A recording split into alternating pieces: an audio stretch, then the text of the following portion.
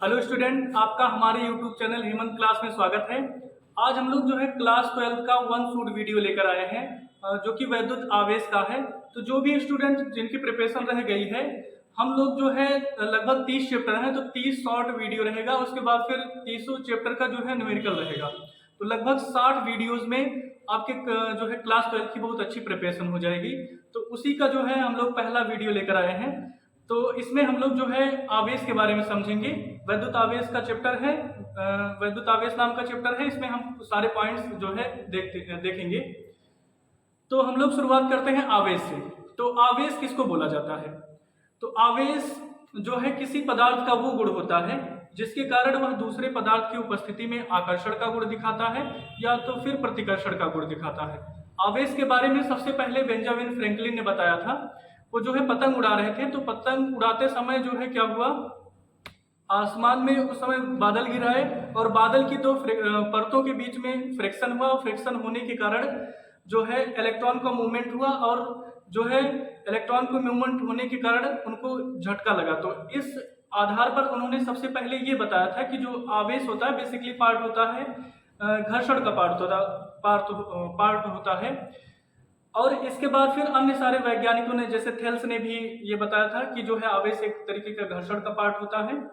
और इसके बाद फिर गिलबर्ट ने भी प्रयोगों द्वारा सिद्ध किया था। तो हम उतने डिटेल में नहीं जाएंगे, बस यहाँ से हम ये लोग ये समझते हैं कि जो आवेश होता है बेसिकली घर्षण का ही एक पार्ट रहता है।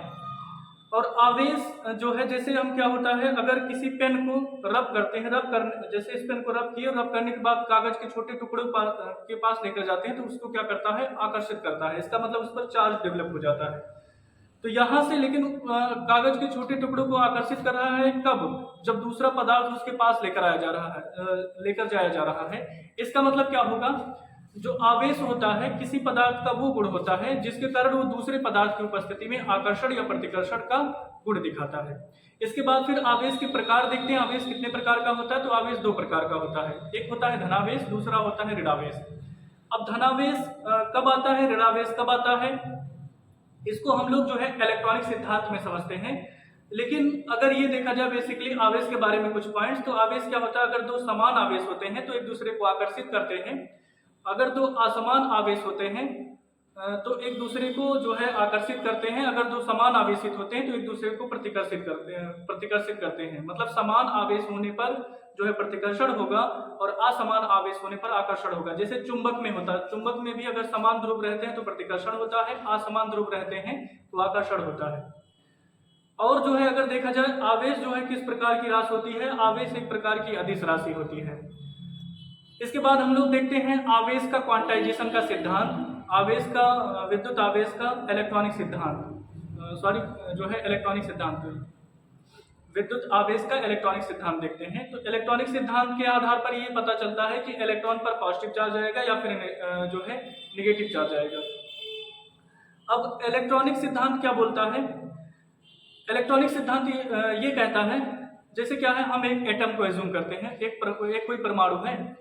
अब परमाणु किससे मिलकर के बना होता है? परमाणु तीन चीजों से मिलकर बना होता है, इलेक्ट्रॉन, प्रोटॉन और न्यूट्रॉन। इलेक्ट्रॉन क्या होता है, वो नाभिक के चारों ओर घूमते रहते हैं और नाभिक में क्या रहता है, प्रोटॉन रहता है और न्यूट्रॉन रहता है। नाभिक में प्रोटॉन और न्यूट्रॉन होता है। इलेक्ट्रॉन जो है उसके चारों ओर विभिन्न कक्षाओं में घूमते रहते हैं। अब वो किस कक्षा में घूमेंगे, उनकी अलग अलग एनर्जी होती है, उस कक्षा में वो घूमते रहते हैं। तो इस तरीके से एक एटम हो रहता है, न्यूक्लियस में प्रोटॉन और न्यूट्रॉन होता है, इलेक्ट्रॉन उसके चारों तरफ घूमते रहते हैं। अगर दो परमाणुओं को आपस में रगड़ा जाता है तो रगड़ने पर क्या होगा, क्योंकि उसके जो इलेक्ट्रॉन होते हैं वो मूवमेंट करने की स्थिति में रहते हैं। जो लास्ट ऑर्बिट में इलेक्ट्रॉन रहता है किसी भी परमाणु के, वो क्या रहता है, फ्री स्टेट में रहता है। तो जब दो परमाणुओं को आपस में रब किया जाता है तो रब करने के बाद फिर इलेक्ट्रॉन का मूवमेंट होता है। एक इलेक्ट्रॉन एक परमाणु में से निकल करके दूसरे में चला जाता है और दूसरे में से जो है एक तो दूसरे में चला जाता है, और जहां से इलेक्ट्रॉन निकलता है उस पर क्या आ जाता है, धनावेश आ जाता है, और जहां पर इलेक्ट्रॉन पहुंचता है उस पर ऋणावेश आ जाता है। इस तरीके से जो है इलेक्ट्रॉनिक सिद्धांत की परिभाषा की गई। तो यहाँ से जो है इलेक्ट्रॉन निकलता है जिस परमाणु, उस पर धनात्मक आवेश आता है, और जहां पर इलेक्ट्रॉन है उस पर ऋणावेश आता है। तो जितने मैंने बेसिक पॉइंट बताए सबको यहाँ पर लिखे हैं, तो एक बार समझा दे रहे हैं। आवेश क्या होता है? आवेश किसी पदार्थ का वह गुण होता है जिसके कारण वह दूसरे पदार्थ की उपस्थिति में आकर्षण या प्रतिकर्षण का गुण दिखाता है। अब आवेश के प्रकार, आवेश दो प्रकार का होता है, एक धनावेश होता है, दूसरा ऋणावेश होता है। समान आवेश एक दूसरे को प्रतिकर्षित करते हैं, जबकि असमान आवेश एक दूसरे को आकर्षित करते हैं। आवेश एक प्रकार की जो है अदिश राशि होती है। इसके बाद हम लोग देखते हैं विद्युत आवेश का इलेक्ट्रॉनिक सिद्धांत। तो प्रत्येक पदार्थ परमाणुओं से मिलकर बना होता है। परमाणु के नाभिक में प्रोटॉन और न्यूट्रॉन रहते हैं और इलेक्ट्रॉन उसके चारों ओर विभिन्न कक्षाओं में घूमते रहते हैं। जब दो परमाणुओं को आपस में रगड़ा जाता है तो एक परमाणु में से इलेक्ट्रॉन निकलकर दूसरे परमाणु में चले जाते हैं। जहां से इलेक्ट्रॉन निकलते हैं वहां धनावेश आता है और जहां इलेक्ट्रॉन आते हैं वहां ऋणावेश आ जाता है। इसी को ही इलेक्ट्रॉनिक सिद्धांत कहा जाता है। तो इस तरीके से आप लोग जो है इलेक्ट्रॉनिक सिद्धांत को समझ गए। इसके बाद हम लोग देखते हैं वैद्युत आवेश का संरक्षण। तो वैद्युत आवेश का संरक्षण सिद्धांत क्या बोलता है? जैसे हम लोग द्रव्यमान संरक्षण का नियम पढ़ते हैं, ऊर्जा संरक्षण का नियम पढ़ते हैं, ठीक उसी तरीके से वैद्युत संरक्षण का भी नियम रहता है। जैसे ऊर्जा संरक्षण का नियम क्या होता है कि ऊर्जा ना तो नष्ट की जा सकती है ना ही उत्पन्न की जा सकती है। ऊर्जा को सिर्फ एक रूप से दूसरे रूप में परिवर्तित किया जा सकता है। इसी तरीके से द्रव्यमान भी द्रव्यमान को ना तो नष्ट किया जा सकता है ना ही उत्पन्न किया जा सकता है, सिर्फ एक रूप से दूसरे रूप में परिवर्तित किया जा सकता है। ठीक इसी प्रकार जो है वैद्युत आवेश का संरक्षण सिद्धांत भी रहता है कि आवेश को ना तो नष्ट किया जा सकता है और ना ही उत्पन्न किया जा सकता है, सिर्फ एक रूप से दूसरे रूप में परिवर्तित किया जा सकता है। वैद्युत आवेश को ना तो नष्ट किया जा सकता है और ना ही उत्पन्न किया जा सकता है, किंतु वह एक रूप से दूसरे रूप में परिवर्तित किए जा सकते हैं। यही आवेश संरक्षण का सिद्धांत बोलता है। इसके बाद हम लोग देखते हैं क्वांटाइजेशन का सिद्धांत, जो है क्वांटीकरण का सिद्धांत। तो देखो क्वांटीकरण का सिद्धांत क्या बोलता है? किसी भी पदार्थ पर या किसी भी परमाणु पर जो आवेश की मात्रा होती है उसमें उपस्थित इलेक्ट्रॉनों की संख्या पर निर्भर करती है। जितना ज्यादा उसमें इलेक्ट्रॉन की संख्या होगी उतना ज्यादा उस पर इलेक्ट्रॉन होंगे। तो Q बराबर होता है प्लस माइनस Ne। इसका मतलब जो है अगर लिखा जाए क्वांटीकरण का सिद्धांत तो क्या होगा? किसी भी परमाणु पर उपस्थित कुल आवेश की मात्रा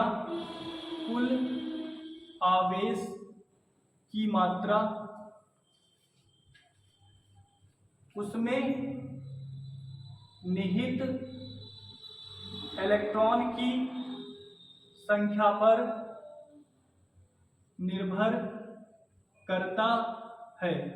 यही क्वांटीकरण का सिद्धांत है।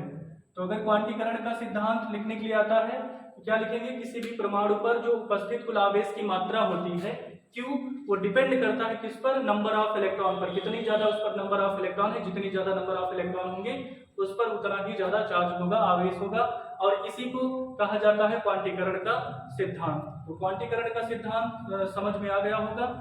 इसके बाद फिर अब यहाँ पर देखिए, अगर एक इलेक्ट्रॉन पर कितना चार्ज होता है? एक इलेक्ट्रॉन पर चार्ज होता है 1.6 × 10⁻⁻19 कूलम। तो यहाँ से आवेश संरक्षण का सिद्धांत, क्वांटीकरण का सिद्धांत समझ में आया। इसके बाद फिर हम लोग देखते हैं जो है कूलॉम का नियम।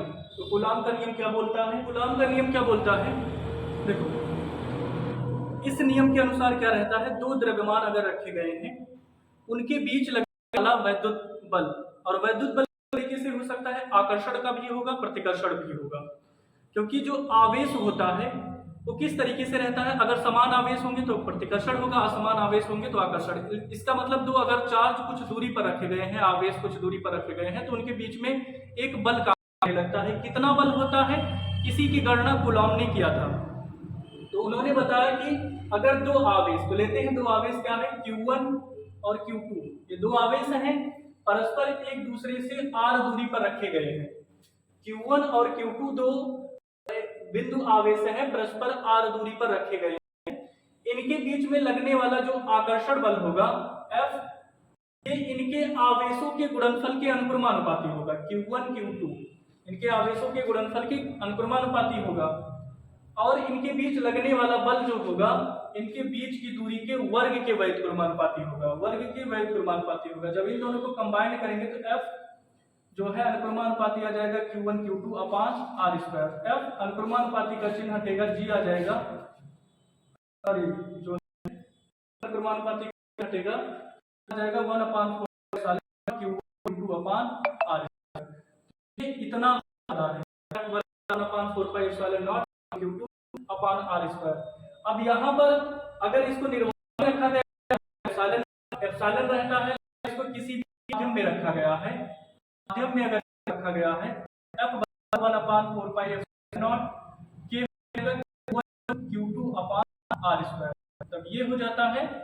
और अगर जो है अगर K का मान 1 रख लिया जाता है तो क्या हो जाता है 1/4 pi epsilon not Q1 Q2 upon R square. और इसका मान कितना होता है 9 × 10⁹ जो है इसका मान रहता है 1/4 पाई एप्सिलॉन नॉट का मान होता है 9 × 10⁹ तो यहाँ से कूलाम का नियम अगर लिखने के लिए कहा क्या बोलता है कूलाम का नियम अगर लिखा जाए तो कूलाम के नियम के अनुसार क्या हो जाएगा, इस नियम के अनुसार किन्हीं दो बिंदु आवेशों के बीच लगने वाला बल, इस नियम के अनुसार किन्हीं दो आवेशों के बीच लगने वाला बल उन दोनों आवेशों के गुणनफल के अनुक्रमानुपाती तथा उनके बीच की दूरी के वर्ग के वैध क्रमानुपाती होता है। तो आप लोग जो है सुनकर लिख सकते हैं।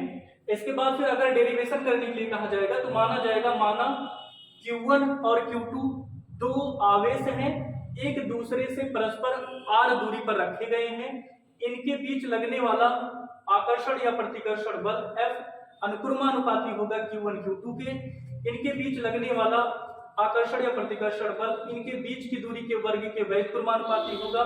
जब दोनों को कंबाइन कर देंगे तो 1/4 पाई एप्सिलॉन नॉट ये अनुक्रमानुपाती का चिन्ह हटेगा Q1 Q2 upon R square. अगर कोई भी माध्यम होगा तो उसमें एप्सिलॉन नॉट K हो जाएगा, अगर K का मान 1 है निर्वात के लिए जो कि होता है तो F बराबर 1/4 pi epsilon not Q1 Q2 upon R square आ जाएगा और इसका मान कितना होता है 9 × 10⁹। इस तरीके से अगर दो चार्ज दिए गए हों तो उनके बीच में कितना बल कार्य करता है हम यहाँ से निकाल सकते हैं। अब जो है यहाँ से अगर एप्सिलॉन नॉट का मान देखा जाए तो एप्सिलॉन नॉट का मान होता है 8.85 × 10⁻⁻12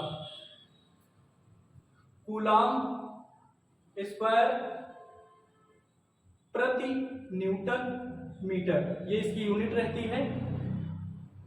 यहां से एप्सिलॉन नॉट का मान हो जाएगा। इसके बाद फिर अगर इसकी बीमा देखी जाए तो बीमा क्या हो जाएगा, एप्सिलॉन नॉट की अगर हम बीमा निकालते हैं यहां से तो देख सकते हैं इसकी बीमा कैसे निकालेंगे। F बराबर 1/4 pi epsilon not Q1 Q2 upon R square ये रहता है। एप्सिलॉन नॉट इधर चला जाएगा और F नीचे आ जाएगा, F Q1 Q2 upon R square, यहाँ पर 4 पाई तो है ही।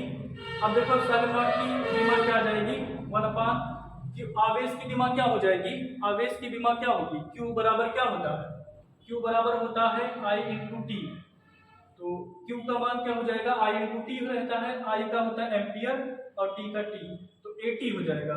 तो इसका होगा 80, फिर इसका भी क्या होगा 80 और नीचे बल का मात्रा क्या होता है, बल का बीमा क्या होता है ml/t-2। इसके बाद फिर दूरी है, दूरी का क्या होगा L स्क्वायर, दूरी का L स्क्वायर हो जाएगा। अब यहां से अगर एप्सिलॉन नॉट की मान देखते हैं तो क्या हो जाएगा a स्क्वायर t स्क्वायर, नीचे क्या हो जाएगा ml³ हो जाएगा और t-2 हो जाएगा। तो एप्सिलॉन ये ऊपर जाएगा तो क्या होगा m - l-3 t4 रहेगा और a स्क्वायर रहेगा a⁴ तो m - l-3 t⁴ और a स्क्वायर, ये इसकी क्या आ जाएगी जो है बीमा आ जाएगी। तो यहाँ से एप्सिलॉन नॉट की बीमा क्या होती है ये। तो यहाँ से हम लोग जो है कूलाम के नियम को समझे जो है, और उसके बाद फिर उसके नियम को उसको कैसे ड्राइव करेंगे तो यहाँ से देख लिए। अगर उसकी बीमा निकालनी होगी तो इस कॉन्सेप्ट से हमें लगाना है, बीमा निकाल सकते हैं और बाकी लिखना रहेगा तो आप लोग सुन करके लिख सकते हैं। इसके बाद हम लोग समझते हैं परावैद्युतांक क्या होता है। तो परावैद्युतांक जो है इसको K से लिखते हैं, K बराबर होता है एप्सिलॉन अपान एप्सिलॉन नॉट। तो यहाँ से एप्सिलॉन क्या हो जाएगा, किसी भी माध्यम की वैद्युतशीलता और निर्वात माध्यम की वैद्युतशीलता के अनुपात को क्या बोला जाता है परावैद्युतांक। किसी भी माध्यम की वैद्युतशीलता, किसी भी माध्यम की वैद्युतशीलता और निर्वात माध्यम की वैद्युतशीलता, निर्वात माध्यम की वैद्युतशीलता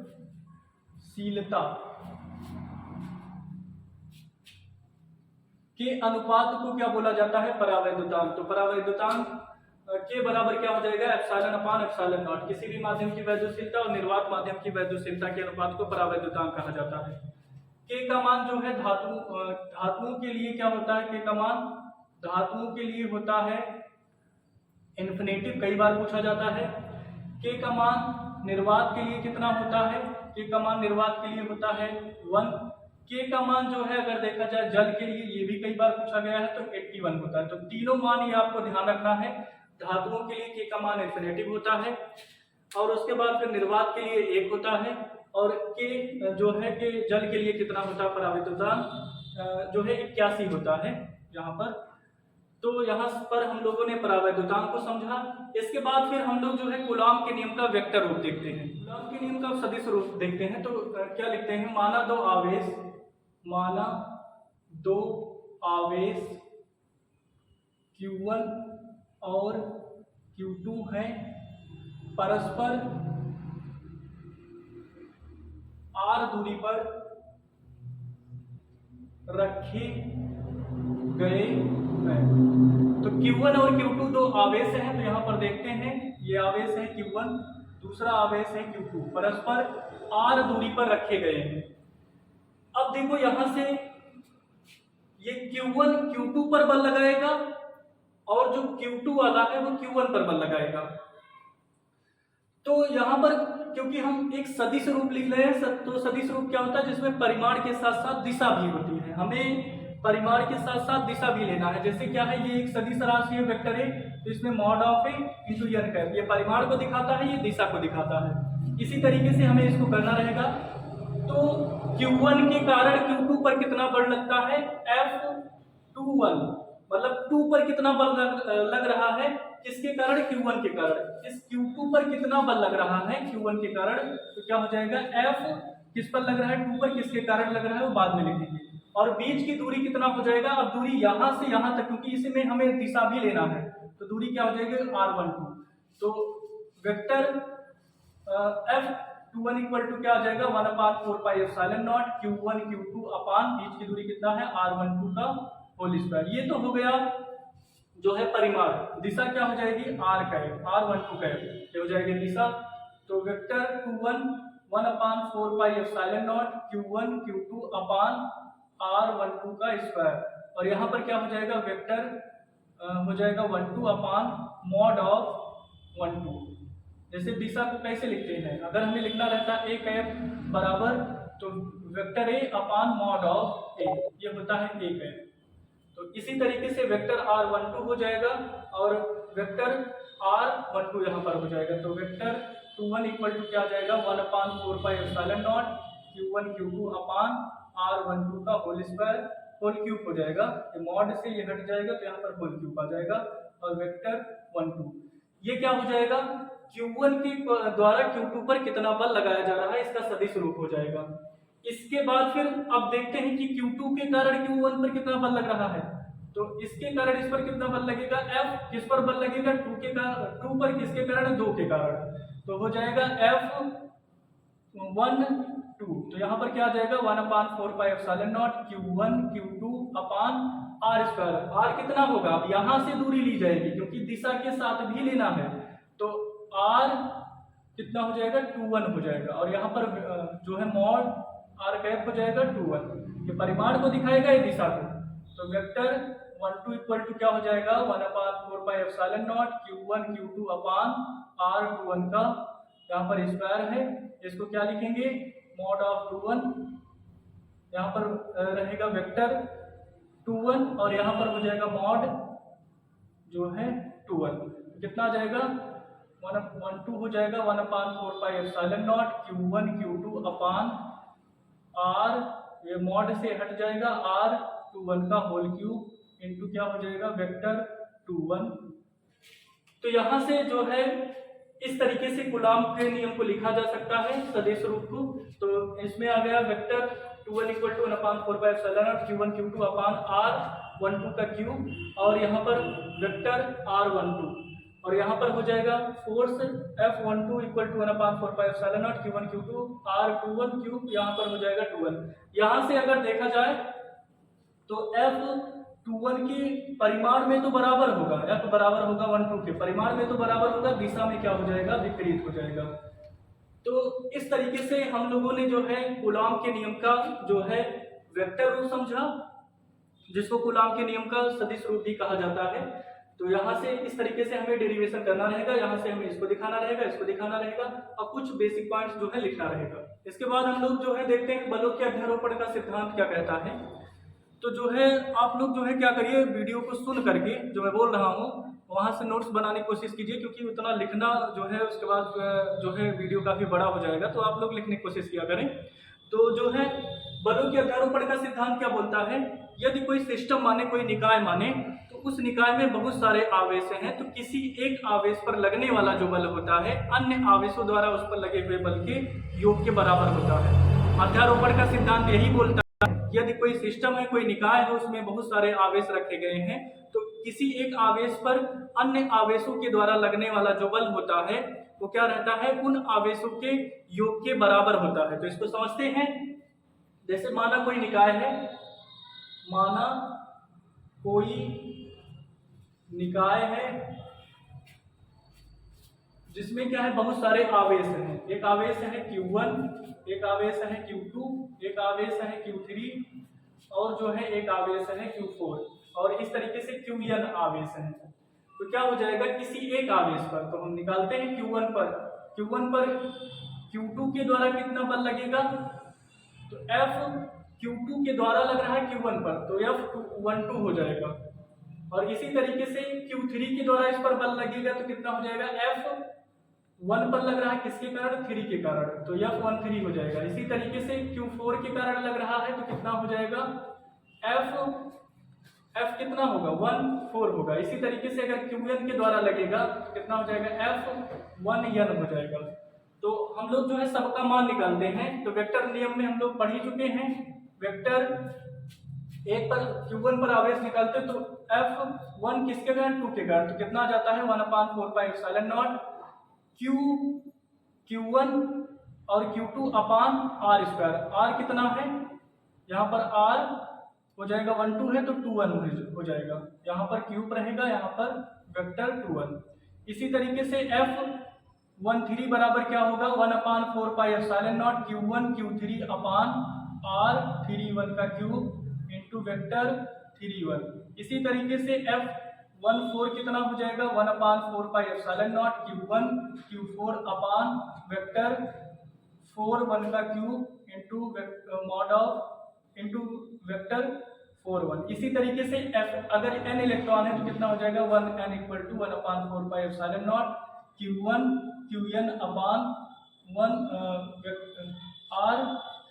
R(n1) का क्यूब इंटू वेक्टर n1।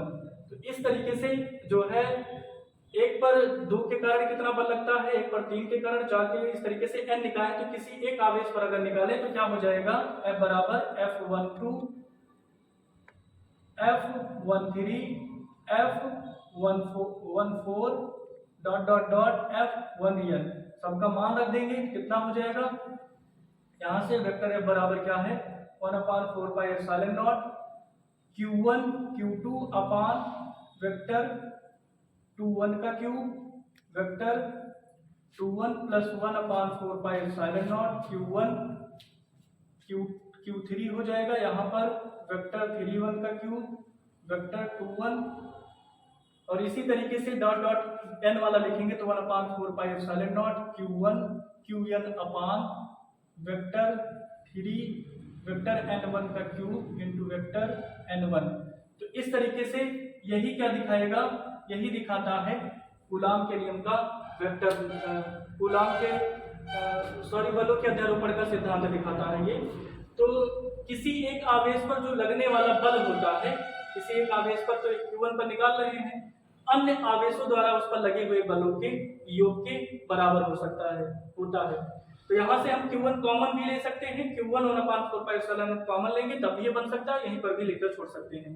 तो इस तरीके से कूलाम का नियम ये बोलता, इस तरीके से बलों के अध्यारोपण का सिद्धांत ये कहता है कि यदि कोई निकाय है उसमें बहुत सारे आवेश हैं, तो किसी एक आवेश पर लगने वाला बल अन्य आवेशों द्वारा उस पर लगे हुए बल के योग के बराबर होता है। इसी को बल का अध्यारोपण सिद्धांत कहा जाता है। इसके बाद हम लोग देखते हैं कि जो विद्युत बल होता है और गुरुत्वाकर्षण बल में क्या क्या डिफरेंसेस पाए जाते हैं। तो विद्युत बल क्या होता है, ये आकर्षण का भी हो सकता है, प्रतिकर्षण का भी हो सकता है। विद्युत बल जो है आकर्षण का और प्रतिकर्षण का दोनों का हो सकता है, जबकि गुरुत्वाकर्षण बल हमेशा आकर्षण का ही रहता है। ये एक अंतर हो गया। और जो वैद्युत बल होता है वो जो है माध्यम पर निर्भर करता है कि किस माध्यम में उसको रखा गया है। ये माध्यम पर निर्भर करता है, इसको माध्यम से कोई भी मतलब नहीं होता है, ये माध्यम पर निर्भर नहीं करता है। ये माध्यम पर निर्भर करता है, ये माध्यम पर निर्भर नहीं करता है। और वैद्युत आवेश जो है आकर्षण और प्रतिकर्षण दोनों का गुरुत्व शो करता ही है। ये हमेशा जो है आकर्षण का शो करता है, इसमें किसी भी माध्यम की जरूरत नहीं रहती है, इसमें माध्यम की जरूरत रहती है, जबकि गुरुत्वाकर्षण बल जो होता है उसमें माध्यम की जरूरत नहीं रहती है। वैद्युत बल में आकर्षण और प्रतिकर्षण दोनों होने के कारण जो है चार्ज दो प्रकार का होता है, एक धनावेश होता है और एक ऋणावेश होता है। जबकि इसमें आकर्षण बल होता है, इसके कारण हमेशा द्रव्यमान क्या होता है, धनात्मक होता है। इसके बाद जो वैद्युत का आकर्षण बल होता है वो गुरुत्वाकर्षण बल से बहुत ज्यादा होता है। जो वैद्युत का आकर्षण बल होता है वो गुरुत्वाकर्षण बल से ज्यादा होता है। तो इस तरीके से चार अंतर दे सकते हैं। तो पहला अंतर देख सकते हैं कि वैद्युत बल आकर्षण और प्रतिकर्षण का हो सकता है, गुरुत्वाकर्षण बल सिर्फ आकर्षण का होता है। वैद्युत बल आकर्षण और प्रतिकर्षण होने के कारण जो आवेश होता है वो क्या रहता है, धनात्मक ऋणात्मक दोनों होता है। जबकि गुरुत्वाकर्षण बल में क्या होता है, हमेशा आकर्षण होता है, इस कारण से द्रव्यमान पॉजिटिव रहता है, नेगेटिव कभी भी द्रव्यमान नहीं पाया जाता है। और वैद्युत बल जो होता है वो माध्यम पर निर्भर करता है, जबकि जो गुरुत्वाकर्षण बल होता है वो माध्यम पर निर्भर नहीं करता है। अगर देखा जाए कि वैद्युत बल गुरुत्वाकर्षण बल से ज्यादा प्रबल होता है। वैद्युत बल क्या रहता है, ये ज्यादा प्रबल होता है और गुरुत्वाकर्षण बल कम प्रबल रहता है। तो ये चार अंतर आप लोग लिख सकते हैं। इसके बाद हम लोग देखते हैं वैद्युत क्षेत्र क्या होता है। तो जैसे एक चुंबक रहता है, जितने एरिया तक अपना प्रभाव दिखाता है, मतलब जितने एरिया तक दूसरा कोई लोहे का पदार्थ या फिर दूसरा चुंबक लेकर आने पर वो आकर्षित या प्रतिकर्षित होने लगता है, तो उस एरिया को चुंबकीय क्षेत्र कहा जाता है। ठीक उसी प्रकार अगर एक कोई चार्ज है, पॉजिटिव क्यू चार्ज है, इसके जितने एरिया तक, जैसे मान लो इतने एरिया तक कोई दूसरा चार्ज इसके पास लेकर आने पर ये प्रतिकर्षण या जो है आकर्षण का गुण शो करने लगता है, तो उतने एरिया को क्या बोला जाता है, वैद्युत क्षेत्र। तो वैद्युत क्षेत्र किसको कहा जाएगा, वैद्युत क्षेत्र वह क्षेत्र होता है, किसी आवेश के चारों ओर का वह क्षेत्र होता है जहां तक जिसमें किसी दूसरे आवेश को लाने पर वो आकर्षण या प्रतिकर्षण का गुण शो करता है, दिखाने लगता है। इसके बाद फिर हम लोग देखते हैं वैद्युत बल रेखा। वैद्युत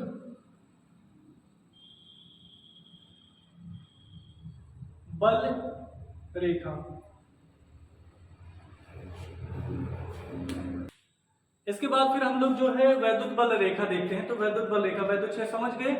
वैद्युत बल रेखा क्या होता है, वैद्युत बल रेखा वैद्युत क्षेत्र में खींचा गया वह काल्पनिक निष्कोण वक्र होता है जिस पर एक स्वतंत्र व पृथक्कृत एकांक धन आवेश चलता है।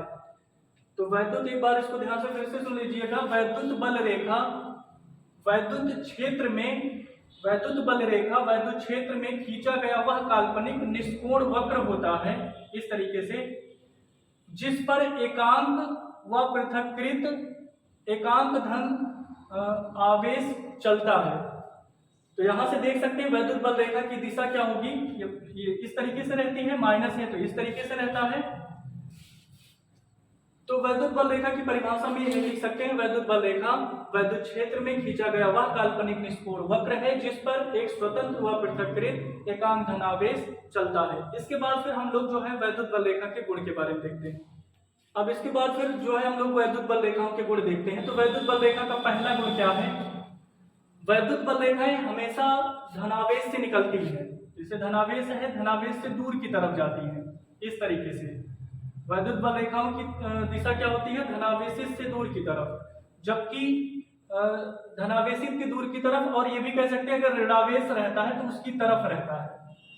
कभी भी ये नहीं बोलना है कि धन से ऋण की तरफ, बस ये बोलना है कि वैद्युत बल रेखा की दिशा धन से दूर की तरफ होती है, पॉजिटिव से दूर की तरफ, और नेगेटिव की तरफ होती है।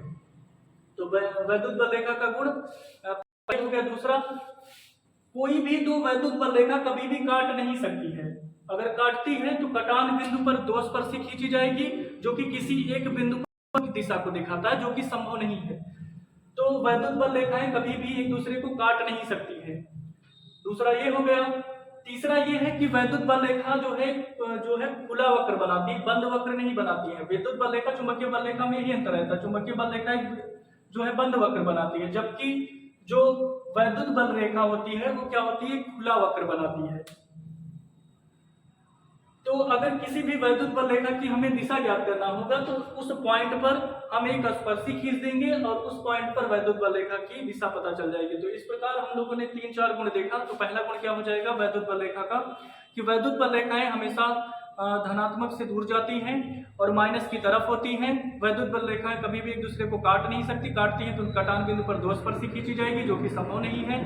वैद्युत बल रेखाओं की दिशा ज्ञात करना होगा तो हमें जो है एक स्पर्शी खींच देना पड़ेगा, और जिसके कारण हमें वैद्युत बल रेखाओं की दिशा पता चल जाएगी।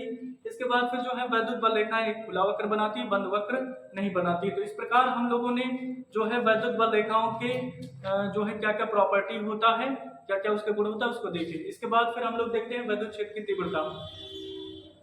इसके बाद फिर हम लोग देखते हैं वैद्युत क्षेत्र की तीव्रता क्या होती है। तीव्रता का मतलब घनापन कितना ज्यादा तीव्र है, ये होता है।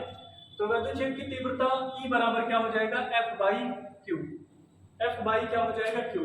इसका मतलब क्या हो जाएगा, एकांक धन परीक्षण आवेश को किसी वैद्युत क्षेत्र के भीतर, एकांक धन परीक्षण आवेश को किसी वैद्युत क्षेत्र के भीतर लाने पर जितना बल लगता है उसी को ही वैद्युत क्षेत्र की तीव्रता कहा जाता है। ध्यान रखना, एकांक आवेश को वैद्युत क्षेत्र के भीतर लाने में जितना बल लगता है उसी को क्या बोलते हैं, वैद्युत क्षेत्र की तीव्रता। यहां से हम लोग लिख सकते हैं इसको।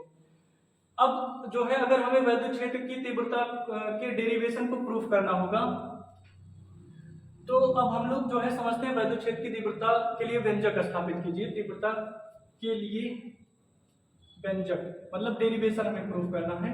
तो इसके लिए क्या करना पड़ेगा, मानते हैं माना कोई जो है कोई आवेश है पॉजिटिव Q प्लस Q आवेश है, हमें जो कि यहाँ पर रखा गया है, किसी बिंदु O पर रखा गया है, बिंदु O पर इसको रखा गया है, और जहां पर रखा गया उसका माध्यम कितना है, उसका माध्यम का नियतांक कितना है या परावैद्युतांक कितना है K।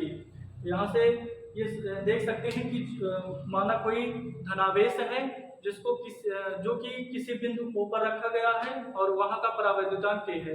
हमें इससे r दूरी पर स्थित जो है बिंदु P पर वैद्युत क्षेत्र की तीव्रता ज्ञात करनी है। तो इसके लिए हम मानते हैं कि माना कोई धन परीक्षण आवेश है जिसको क्या किया जा रहा है, जिसको बिंदु P तक लाया जा रहा है। तो धन परीक्षण आवेश को बिंदु P तक लेकर आते हैं। धन परीक्षण आवेश कितना है, Q0। अब जो है कूलाम के नियम के अनुसार इस पर एक बल काम करेगा। F बराबर कितना होगा, 1/4πε0 Q1 Q2 कितना हो जाएगा, Q0 अपान बीच की दूरी r²। तो इतना बल उस पर काम करने लगेगा। और हम ये जानते हैं कि E बराबर क्या होता है, F/Q0। एकांक परीक्षण आवेश को वैद्युत क्षेत्र के भीतर लाने पर जितना काम करना पड़ता है उसी वैद्युत क्षेत्र की तीव्रता कहते हैं। E बराबर क्या हो जाएगा, F का मान रखेंगे 1/4πε0 Q0 अपान r²। इसको परावैद्युतांक में रखा गया K, तो इसलिए K रहेगा। E बराबर क्या हो जाएगा, यहाँ पर Q0 हो गया, Q0 से Q0 कट गया, 1/4πε0 Q/r। यहाँ पर ε0 K है, Q/r²। K का मान अगर 1 हो जाएगा तो E बराबर क्या आ जाएगा, 1/4πε0 Q/r²। तो यहाँ से जो वैद्युत क्षेत्र की तीव्रता क्या आ जाती है, E बराबर 1/4πε0 Q/r²। और अगर वैद्युत क्षेत्र की तीव्रता देखी जाए तो E बराबर F/Q0 भी होता है। तो जो भी जिसकी भी जरूरत पड़ती है उस हिसाब से करेंगे, लेकिन अगर डेरिवेशन प्रूफ करना रहेगा तो इस तरीके से करना पड़ेगा। मानना पड़ेगा माना कोई बिंदु आवेश प्लस Q है जो कि बिंदु O पर रखा गया है और इसका परावैद्युतांक K है। इससे r दूरी पर स्थित बिंदु P है जिस पर हमें वैद्युत क्षेत्र की तीव्रता ज्ञात करनी है। इसके लिए अनंत से किसी आवेश को मानेंगे, P पर लेकर आएंगे तो P पर लाने पर इस पर एक कूलॉम के नियम के अनुसार बल काम करने लगेगा। बल का मान 1/4πε0 की Q0/r² होगा। E बराबर होता है F/Q0। E बराबर 1/4πε0। F का मान रखेंगे Q0/r²। तो इस तरीके से Q से कट जाएगा, तो E बराबर 1/4πε0 Q/r²। ये बराबर 1 मान लेंगे। E बराबर आ जाएगा 1/4πε0 Q/r²। तो इस तरीके से हम लोग डेरिवेशन को प्रूव कर सकते हैं। अब इसके बाद फिर हम लोग समझते हैं कि वैद्युत द्विध्रुव क्या होता है। तो वैद्युत द्विध्रुव क्या होता है? दो बराबर किंतु विपरीत आवेश एक दूसरे से अल्प दूरी पर रखे गए हों तो उसी को क्या बोला जाता है? वैद्युत द्विध्रुव कहा जाता है। दो बराबर, ये प्लस Q है और ये माइनस Q, परस्पर अल्प दूरी 2L पर रखे गए हों तो ये क्या कहलाता है? ये वैद्युत द्विध्रुव कहलाता है। तो वैद्युत द्विध्रुव वह निकाय होता है जिसमें दो बराबर किंतु विपरीत आवेश एक दूसरे से अल्प दूरी पर स्थित होते हैं, वैद्युत द्विध्रुव कहलाता है। इसके बाद फिर वैद्युत द्विध्रुव आघूर्ण समझते हैं। तो इसमें भी वही रहेगा कि दो बराबर किंतु विपरीत आवेश एक दूसरे से अल्प दूरी 2L पर रखे गए हों तथा उन दोनों आवेशों में से, जैसे इन दोनों आवेशों में से किसी एक आवेश के परिमाण, ध्यान देना दिशा नहीं लेना है, और उनके बीच की दूरी के गुणनफल को क्या बोला जाता है? वैद्युत द्विध्रुव आघूर्ण। तो P बराबर क्या हो जाता है? 2QL। तो ये होता है वैद्युत द्विध्रुव आघूर्ण। अब यहाँ से वैद्युत द्विध्रुव आघूर्ण क्या हो जाएगा? एक तरीके की सदिश राशि होती है, एक तरीके की सदिश राशि होती है, और इसकी जो विमा रहती है, इसकी विमा होती है LTA। इसकी जो विमा होती है LTA होता है, और इसका जो मात्रक होता है, इसका मात्रक क्या हो जाएगा? कूलाम मीटर, क्योंकि Q का मात्रक क्या हो जाएगा? कूलाम, और L का मात्रक मीटर, और कूलाम का होता है LT, और जो है Q बराबर क्या होता है? IT। तो AT हो जाएगा, AT, और इसका हो जाएगा लंबाई का L। तो यही आ जाता है LTA या फिर ATL, इसकी जो है विमा हो जाती है। इसके बाद फिर हम लोग देखते हैं कि वैद्युत द्विध्रुव के कारण वैद्युत क्षेत्र की तीव्रता अक्षीय स्थिति पर, निरक्षीय स्थिति पर, किसी एक बिंदु पर, और जो है क्या होती है? तो हम लोग वैद्युत क्षेत्र की तीव्रता अक्षीय स्थिति पर देखते हैं। अब हम लोग जो है देखते हैं कि वैद्युत द्विध्रुव की अक्षीय स्थिति में किसी बिंदु पर वैद्युत क्षेत्र की तीव्रता कितनी होती है, इसको हम लोग देखते हैं। तो मानते हैं, क्योंकि वैद्युत द्विध्रुव हमें पहले समझना है, तो वैद्युत द्विध्रुव समझ चुके हैं क्या होता है? दो बराबर किंतु विपरीत आवेश। तो लेते हैं दो बराबर किंतु विपरीत दिशा वाले आवेश। तो लेते हैं एक आवेश है -Q, दूसरा आवेश है +Q। ये एक दूसरे से कितनी दूरी पर रखे गए हैं? 2L दूरी पर रखे गए हैं। इसके अक्षीय स्थिति, अब यहाँ पर देखते हैं इसका मध्य बिंदु कितना है, क्या है, वो है। ये कितना हो जाएगा? L। ये कितना हो जाएगा? L। इसके मध्य बिंदु O से R दूरी पर स्थित, R दूरी पर स्थित बिंदु P पर हमें वैद्युत क्षेत्र की तीव्रता बतानी है, कितना होगा। तो क्या लिखेंगे? माना दो बिंदु आवेश हैं, -Q आवेश +Q आवेश एक दूसरे से 2L दूरी पर रखे गए हैं, और इसके मध्य बिंदु O से इसके अक्षीय स्थिति पर स्थित बिंदु P पर, जो कि R दूरी पर है, वैद्युत क्षेत्र की तीव्रता ज्ञात करनी है। तो +Q आवेश के कारण वैद्युत क्षेत्र की तीव्रता क्या हो जाएगी? +Q के कारण क्या होगा? दूर की तरफ, तो दूर की तरफ हो जाएगा, इसको मानते हैं E1। अब यहाँ पर E1 हो जाएगा। अब दूरी कितना लेंगे? +Q आवेश के कारण दूरी कितना हो जाएगी? ये वाली दूरी, पूरी दूरी यहाँ से लेकर यहाँ तक कितनी है? R है। ये दूरी L है, ध्यान देना, ये पूरी दूरी R है, ये L है, तो क्या हो जाएगा? R - L। ये वाली दूरी कितना हो जाएगा यहाँ पर? R - L। तो +Q आवेश के कारण दूरी कितना होगा? आवेश के कारण दूरी कितना हो जाएगा? दूरी होगा E1 = दूरी होगा R - L। इसी तरीके से अगर -Q आवेश के कारण देखा जाए तो R तो ये है, प्लस L ये हो जाएगा। तो -Q आवेश के कारण दूरी कितना हो जाएगा? R + L हो जाएगा। +Q आवेश के कारण दूरी -Q आवेश के कारण क्या हो जाएगा? और -Q के कारण दिशा किधर होगी? E2 इधर हो जाएगा। तो हम जानते हैं E1 बराबर क्या होता है? E1 बराबर होता है 1/4πε0 Q/R। R कितना है? R - L। E2 बराबर क्या हो जाएगा? 1/4πε0 Q/R + L।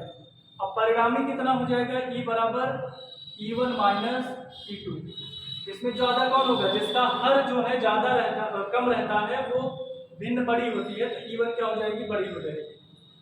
तो E1 में से 1/4 pi epsilon naught Q R minus L minus क्या हो जाएगा, E2 के स्थान पर 1/4 pi epsilon naught Q R plus L। यहाँ पर 1/4 pi epsilon naught Q common हो जाएगा, R माइनस L माइनस होगा 1/R प्लस L, और यहाँ पर होगा R माइनस L का स्क्वायर, R प्लस L का स्क्वायर। यहाँ पर स्क्वायर होगा, यहाँ पर भी स्क्वायर रहेगा, यहाँ पर स्क्वायर, यहाँ पर भी स्क्वायर। तो 1/4 पाई एप्सिलॉन नॉट Q।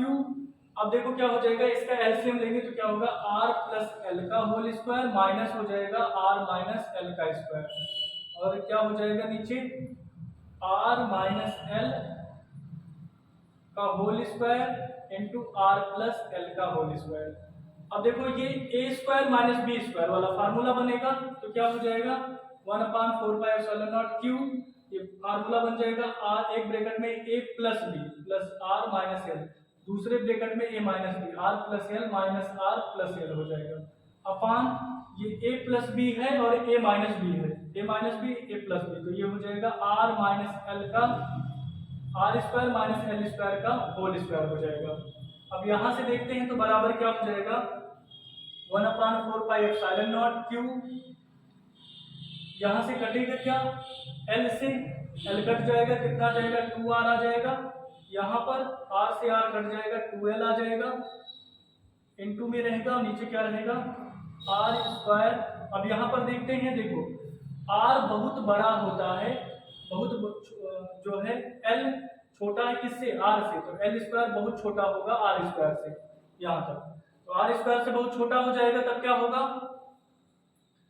तो ये जो है L स्क्वायर क्या हो जाएगा, L स्क्वायर इक्वल टू 0 हो जाएगा, तो यहाँ पर क्या हो जाएगा R स्क्वायर की पावर होल स्क्वायर, तो 1/4 पाई एप्सिलॉन नॉट Q, और ये क्या हो जाएगा Q यहाँ पर 2R इंटू L इंटू 2 है, और नीचे R की पावर 4, एक R से कट जाएगा, क्यूब आ जाएगा, तो बराबर कितना होगा 1/4 pi epsilon not Q2L, Q2L को लिख सकते हैं P और इंटू 2/R3, तो कितना आ जाएगा इक्वल टू आ जाता है 1/4 पाई एप्सिलॉन नॉट 2P/R3।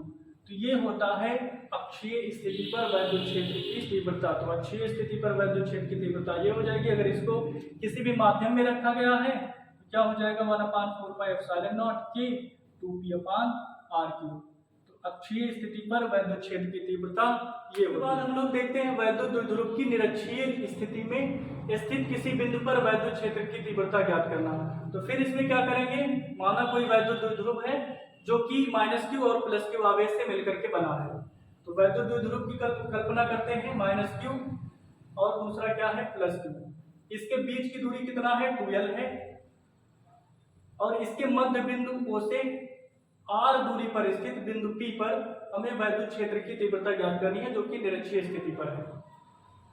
तो यहाँ से +Q के कारण क्या होगा, वैद्युत क्षेत्र की दिशा E1 इधर हो जाएगी, -Q के कारण इसी तरफ हो जाएगा E2, इन दोनों का परिणामी निकालते हैं तो कितना आ जाएगा, यहाँ पर आ जाएगा, ये अगर थीटा है क्योंकि यहाँ से ये इसका मध्य बिंदु है और बिंदु P से जो है बिंदु P से दूरियां इसकी बराबर होंगी, तो अगर दूरी बराबर है तो थीटा भी समान होगा, ये अगर थीटा है तो ये वाला भी थीटा रहेगा, और अगर ये थीटा है तो इसके कारण ये भी थीटा होगा, ये वाला थीटा है तो ये थीटा होगा संगत कोण, ये वाला थीटा है तो ये थीटा होगा एकांतर कोण।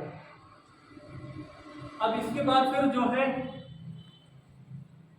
हम लोग ये देखते हैं कि E1 का दो घटक तोड़ेंगे, एक घटक इधर तोड़ते हैं। अब इसको अगर इसका अलग चित्र बनाया जाए तो कुछ इस तरीके से है, E1 यहाँ पर है, इसका रिजल्टेंट E यहाँ पर है और E2 यहाँ पर है, ये थीटा है ये भी थीटा है, ये क्या हो जाएगा E1 का साइन थीटा हो जाएगा, और इधर वाला क्या हो जाएगा E2 का साइन थीटा, और इधर वाला क्या हो जाएगा E1 का साइन E1 का कॉस थीटा और E2 का कॉस थीटा हो जाएगा। तो टोटल E बराबर क्या हो जाएगा E1 का कॉस थीटा और प्लस E2 का cos थीटा, और ये E1, और अब यहाँ से E1 पहले E1 और E2 निकालते हैं। तो E1 बराबर क्या हो जाएगा 1/4 पाई एप्सिलॉन नॉट, E1 बराबर क्या हो जाएगा 1/4 pi epsilon naught Q by R। बीच की दूरी कितनी होगी, अब ये R है ये L है, अगर देखा जाए तो यहाँ पर देखते हैं ये क्या है, ये R है ये L है, तो ये कर्ण का स्क्वायर क्या हो जाएगा √r² प्लस L², तो ये हो जाएगा √r² प्लस L², यहाँ पर ये हो जाएगा इसका होल स्क्वायर होगा। तो E1 बराबर क्या आ जाएगा 1/4 pi epsilon naught Q by R² plus L²। ठीक इसी तरीके से E2 का मान भी आ जाएगा 1/4 pi epsilon naught Q by R² plus L²।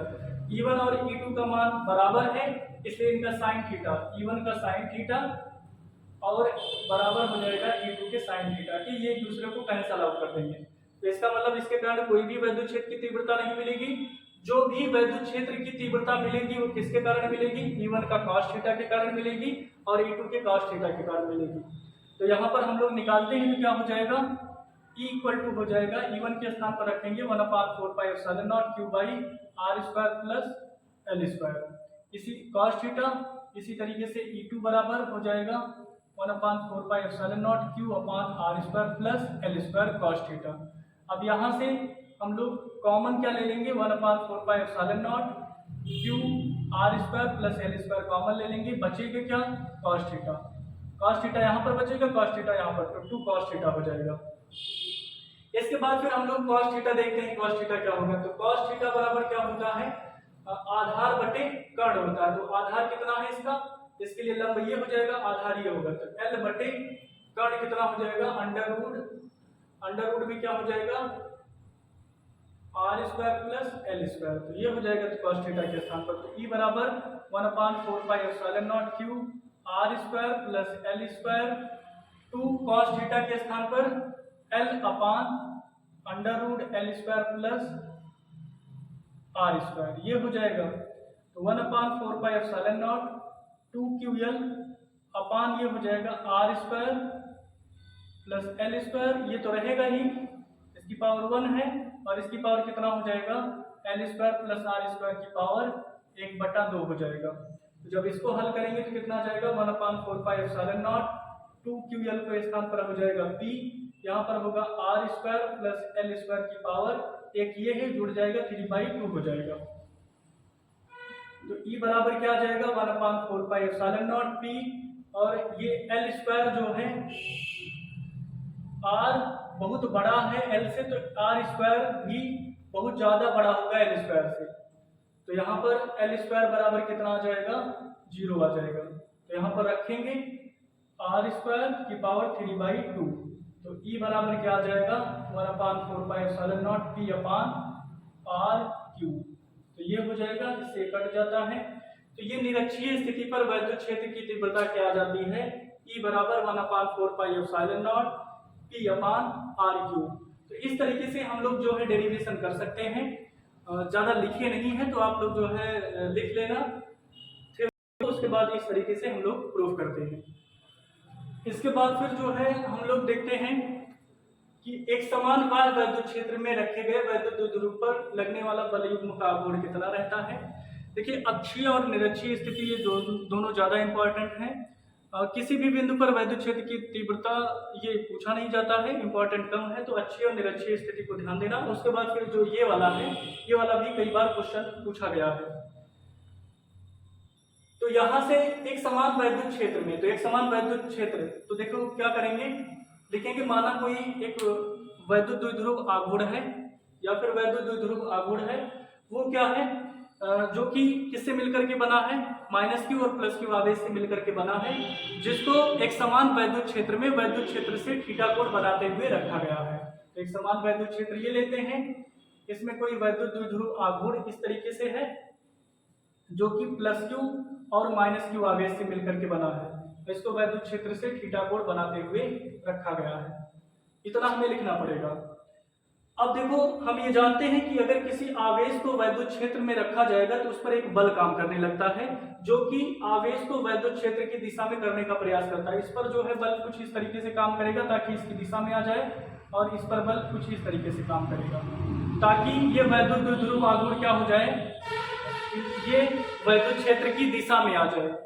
तो इसके लिए प्लस क्यू आवेश पर लगने वाला बल कुछ इस तरीके से रहता है, माइनस क्यू आवेश के कारण इस तरीके से रहता है। इसके बीच की दूरी कितना है, 2l। अब हम क्या करेंगे, इसके बीच की दूरी कितनी है, 2l है। इस पर बल लगने वाला बल आघूर्ण कुछ इस तरीके से है, इसको एक घुमा देगा, ध्यान देना, घुमा देगा इसको। तो अगर हम ये जानते हैं कि अगर दो बराबर और विपरीत बल एक दूसरे के जो है एक्सिस पर लगे हों, यहाँ पर अगर देखा जाए ये एक्सिस है, तो वो क्या कर देते हैं, वो घुमा देते हैं, और घुमाने पर टॉर्क जनरेट हो जाता है, बल आघूर्ण आ जाता है। तो बल आघूर्ण बराबर क्या हो जाएगा, बल आघूर्ण बराबर क्या होगा, बल गुणे बीच की दूरी। तो बीच की दूरी बल कितना होगा, ई, अगर किसी भी चार्ज को वैद्युत क्षेत्र में रखते हैं कितना बल लगता है, ई बराबर होता है एफ बाई क्यू। एफ बराबर क्या हो जाएगा, ई क्यू। इस पर क्या क्या बल लगेगा, ई क्यू। और बीच की दूरी कितना है, ये 2l है, और ये थीटा कोण बना रहा है। इसका मतलब यहां से कितना है, ये थीटा है, और ये क्या है, 2l है। ये दूरी क्या हो जाएगी, 2l की साइन थीटा ये हो जाएगा, और ये दूरी हो जाएगा 2l का कॉस थीटा। लेकिन बीच की दूरी क्या होगी, ये वाली होगी, 2l का साइन थीटा। तो बीच की दूरी 2l साइन थीटा हो जाएगा। तो ई, अब यहां से 2ql इंटू साइन थीटा, तो ये क्या हो जाएगा, p हो जाएगा साइन थीटा। तो क्या हो जाएगा, pe साइन थीटा। तो इस तरीके से बल आघूर्ण टाउ बराबर क्या आ जाएगा, pe साइन थीटा प्रूव कर सकते हैं। तो ये भी डेरिवेशन कई बार पेपर में पूछा गया है। तो 3 डेरिवेशन ज्यादा इंपॉर्टेंट है। जैसे अक्षीय स्थिति पर क्या होता है, निरक्षीय स्थिति पर क्या होता है, और एक समान बाह्य वैद्युत क्षेत्र में अगर वैद्युत द्विध्रुव को रखा जाता है तो उस पर कितना बल आघूर्ण काम करता है। जैसे मैंने इतना लिख दिया है, आप लोग इसमें कैसे लिख सकते हैं, इसको हम जो है एक बार बता रहे हैं, लिखना हो तो लिख लीजिए। देखो, लिखेंगे, माना कि कोई वैद्युत द्विध्रुव है, आघूर्ण है, जो कि माइनस क्यू और प्लस क्यू आवेश से मिलकर के बना है। इसके बीच की दूरी क्या है, 2l है। इसे वैद्युत क्षेत्र से थीटा कोण बनाते हुए रखा गया है। तो जो है इसके प्लस क्यू आवेश पर एक बल काम करेगा, और माइनस क्यू आवेश पर भी एक बल काम करेगा, क्योंकि हम ये जानते हैं कि जब किसी वैद्युत क्षेत्र में किसी भी आवेश को रखा जाता है तो उस पर एक बल काम करने लगता है। अब ये 2 बराबर बल हैं और एक ही एक्सिस के थ्रू लग रहे हैं, तो इसका मतलब ये इसको घुमा देंगे, तो घुमाने के कारण इस पर एक बल कार्य करने लगता है, बल आघूर्ण कार्य करने लगता है। बल आघूर्ण बराबर क्या होता है, बल गुणे बीच की दूरी। तो बल का मान रखेंगे ई क्यू, और ये 2l साइन थीटा, तो क्या हो जाएगा, यहाँ से हल करने पर पी साइन थीटा आ जाता है। तो इस तरीके से हम लोग जो है लिख करके और डेरिवेशन प्रूव कर सकते हैं। तो इस वीडियो में लगभग मैंने वो सारे पॉइंट्स बताए हैं जो कि जो है पहले चैप्टर से किसी भी बोर्ड एग्जाम में, यूपी बोर्ड के एग्जाम में जो है पूछे जा सकते हैं। इसमें एक डेरिवेशन मैंने छोड़ दिया है, वो उतना ज़्यादा इंपॉर्टेंट नहीं है, जितना इंपॉर्टेंट है उतना मैंने बता दिया है, जितना बार बार पूछा गया है। इस वीडियो में लगभग सारे पॉइंट्स हो गए हैं, जो है पहले चैप्टर से रिलेटेड हैं कि ये वीडियो आप लोगों को समझ में आया होगा। तो जो है अगर आप लोगों की डिमांड रहेगी तो हम सारे चैप्टर को 1 शॉट वीडियो में करेंगे, और जिससे जो भी लोग प्रिपरेशन नहीं कर पाए हैं या फिर जिनको शॉर्ट टाइम में रिवाइज करना है, तो उसके लिए बेहतरीन जो है ये वीडियो लेक्चर सिद्ध होगा। तो जो है इस वीडियो में ये सारे पॉइंट्स थ्योरी से रिलेटेड थे। एक वीडियो मैं और बनाऊंगा जिसमें जितने भी क्वेश्चन पॉसिबल हो सकते हैं इस चैप्टर से वो हो जाएगा। तो इस तरीके से लगभग 30 चैप्टर हैं, तो 30 जो है वीडियो आएंगे, 1 शॉट वीडियो के तहत रहेंगे, और उसके बाद फिर जो भी न्यूमेरिकल है उसके लिए दूसरा वीडियो रहेगा। तो लगभग 60 वीडियो में, मतलब अगर आप लोग डेली 2 महीने भी, पेपर के 2 महीने पहले भी प्रिपरेशन अच्छे तरीके से कर लेंगे तो बहुत अच्छा नंबर आ जाएगा, क्योंकि न्यूमेरिकल और थ्योरी दोनों का अलग अलग वीडियो रहेगा। एक दिन में लगभग एक वीडियो देखना रहेगा, तो 60 दिन में पूरा कवर हो जाएगा। तो उम्मीद करते हैं मेरी ये पहल आप लोगों को समझ में आई होगी। अगर समझ में आता है तो चैनल को सब्सक्राइब कर लीजिए, और उसके बाद ज़्यादा से ज़्यादा लोगों तक शेयर करिए, क्योंकि जो लोग पूरा अभी जिनका छूट गया है, जो पढ़े नहीं हैं, यहाँ से 1 शॉट वीडियो के तहत पढ़ सकते हैं। इस वीडियो को यहीं पर समाप्त कर रहे हैं। Thank you.